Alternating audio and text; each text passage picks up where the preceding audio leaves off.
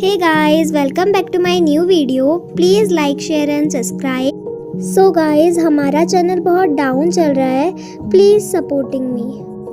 So guys, ये कहानी है स्पाइडरमैन की. ये कहानी है पीटर पार्कर नाम के एक लड़के की जो न्यूयॉर्क शहर में रहता था और वो 10th क्लास का लड़का था. पीटर एक बहुत ही होशियार लड़का था, लेकिन वो नेचर का बहुत ही कमज़ोर और सहमा हुआ सा था.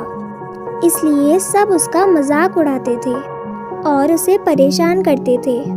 वो अपने अंकल और आंट के साथ रहता था.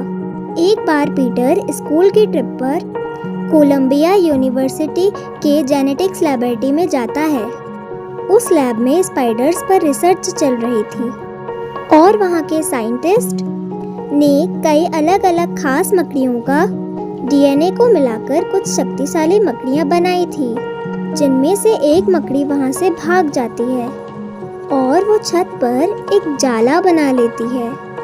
और जब पीटर वहाँ पर अपनी स्कूल मैगजीन के लिए फोटोज क्लिक कर रहा था, तब वो मकड़ी उसके हाथ पर आकर काट लेती है और उस स्पाइडर का डीएनए उसकी बॉडी में चला जाता है. फिर जब वो अपने घर लौटता है तो उसकी तबीयत बहुत खराब हो जाती है और पीटर बेहोश हो जाता है और फिर वो काफ़ी देर तक इसी तरह बेहोश रहता है. और इसी दौरान उस मकड़ी का डीएनए पीटर के डीएनए से अच्छी तरह जुड़ जाता है और बाद में जब पीटर को होश आता है तो उसकी सारी कमजोरियां दूर हो जाती हैं. अब वो काफ़ी ताकतवर बन गया था और उसके अंदर इस स्पाइडर की सभी पावर आ गई थी. इसी बीच पीटर के दोस्त हैरी के पिता नॉर्मन के साथ भी अजीब घटना होती है.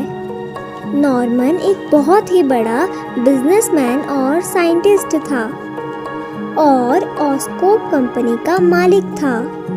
उसकी कंपनी मिलिट्री के लिए रिसर्च करती थी और उनके लिए हथियार बनाती थी.